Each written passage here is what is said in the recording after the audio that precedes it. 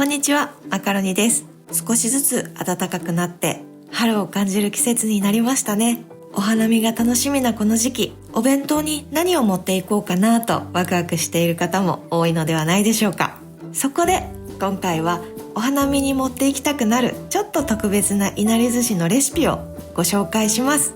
菜の花やアサリなどの季節の食材を使ったものから、サーモンや生ハムを合わせた華やかな洋風アレンジまで、具材を乗せるオープンいなりは詰め合わせるだけで春らしい見た目に、くるっと巻いたロールいなりは外でもパクッと食べやすい仕上がりです。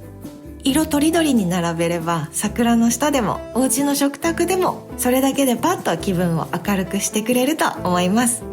今年のお花見にちょっと特別ないなり寿司、ぜひ作ってみてください。それではいなり寿司レシピスタートです。